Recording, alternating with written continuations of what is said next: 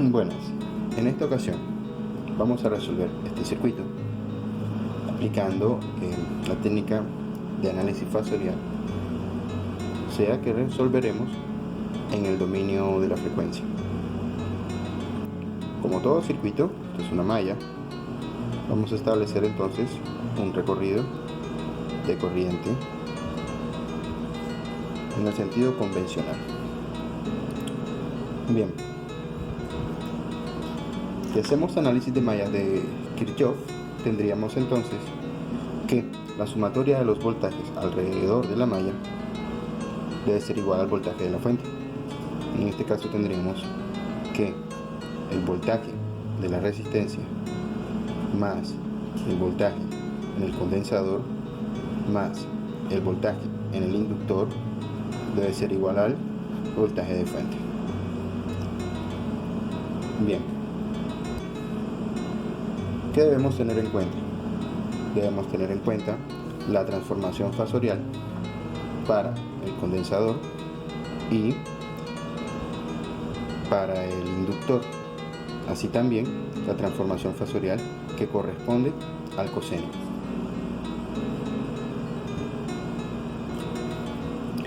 Para eso debemos establecer las impedancias del condensador, que sería 1 sobre J omega C, y la impedancia para el inductor, que sería L J omega.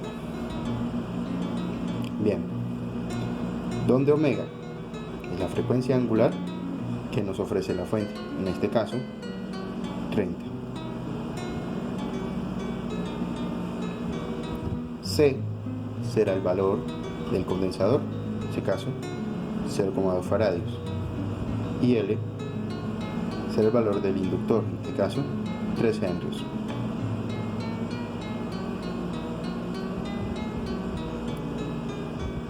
La impedancia de una resistencia es la misma resistencia.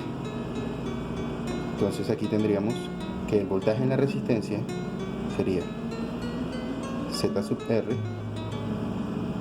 por la corriente I, más el voltaje en el condensador, que sería Z sub C por la corriente en el condensador, más el voltaje en el inductor, que sería Z sub L por la corriente en el inductor, y el voltaje de fuente debemos hacerle su transformación fasorial. Entonces vamos a llamarle B monito. Ok.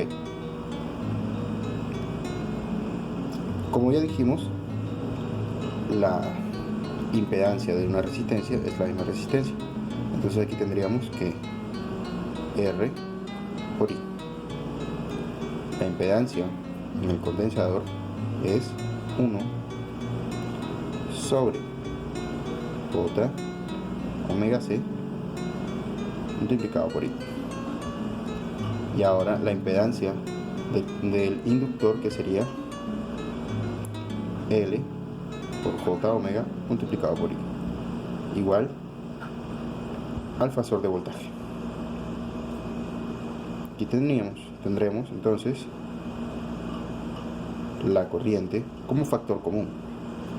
Podríamos entonces escribir que I, después de haber extraído factor común y pasar todo a dividir, es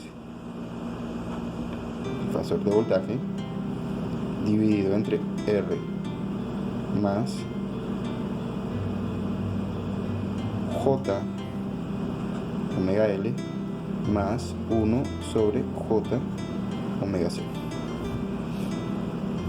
Ahí tendremos entonces la corriente circulante por el circuito. Vamos entonces a evaluar los valores que tenemos. Entonces I va a ser igual a fasor de voltaje. Como es un fasor de coseno, se trata solamente de la parte real. Entonces tendríamos que eso es igual a la amplitud sobre el valor de la resistencia, que es de 10 ohms, más J omega por L. Entonces omega vale 30 y L vale 3, entonces esto es 90J,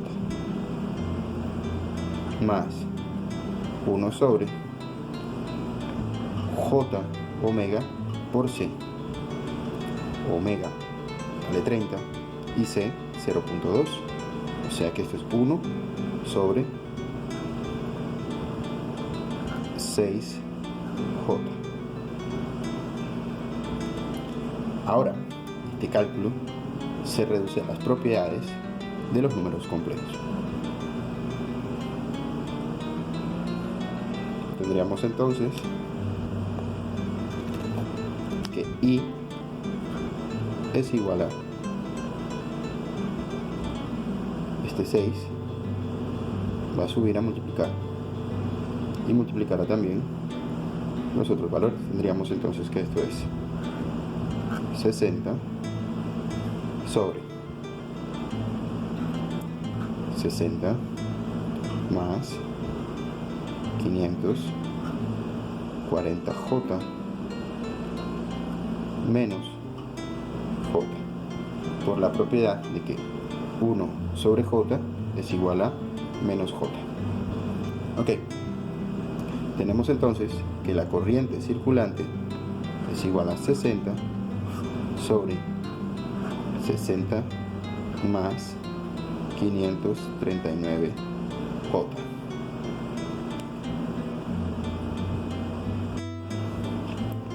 Bien, para culminar, vamos a aplicar nuestro conjugado y tendríamos entonces que I es igual a 60 sobre 60 más 539J, que multiplica a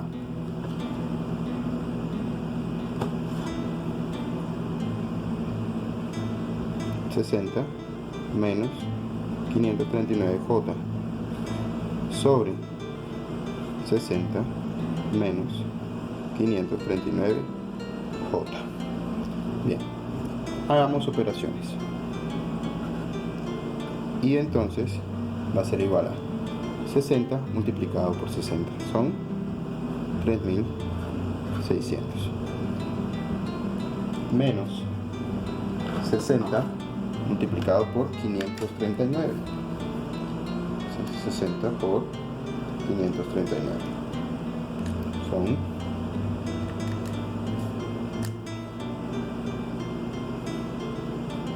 32.340J sobre 60 por 60 son 3600,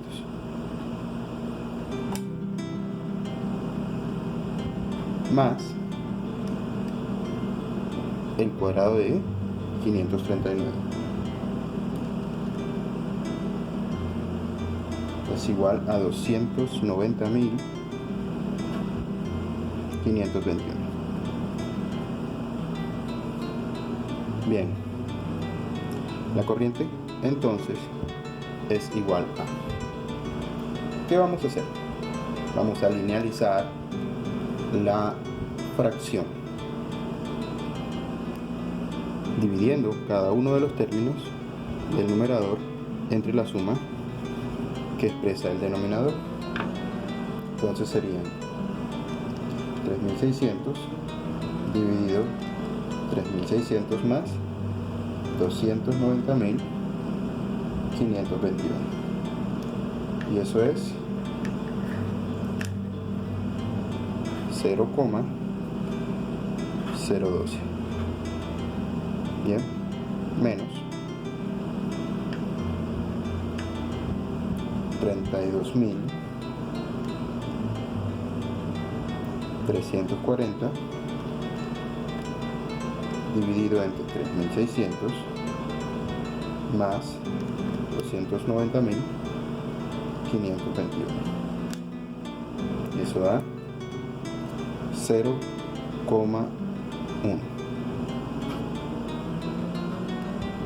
J. Bien, tenemos el número complejo que representa la corriente.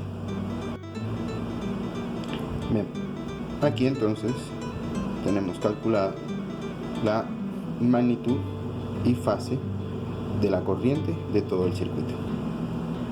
El voltaje V sub L vamos a calcularlo utilizando la impedancia y la corriente en su forma compleja.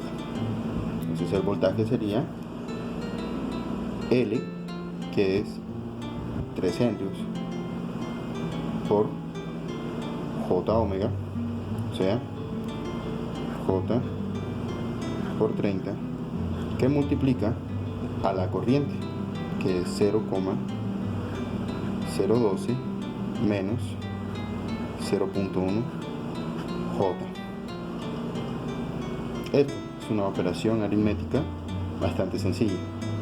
Tenemos entonces que el voltaje en el inductor sería 3 por 30 por 0,012. Entonces 3 por 30 por 0,012. Eso da 1,08 J. Bien. Más 3 por 30 por 0,1, que es 9. ¿Y por qué más? Porque en este caso la parte imaginaria de la corriente que tiene el número imaginario J multiplicaría por este número imaginario J. Sabemos que J es raíz de menos 1, que quiere decir que J cuadrado sería menos 1, lo que invierte inmediatamente este signo. En conclusión, el voltaje V sub L tiene una parte real de 9 y una parte imaginaria de 1,08. Podemos calcular la magnitud y fase de ese voltaje V sub L. Sería entonces la raíz cuadrada de la parte real al cuadrado más la parte imaginaria al cuadrado.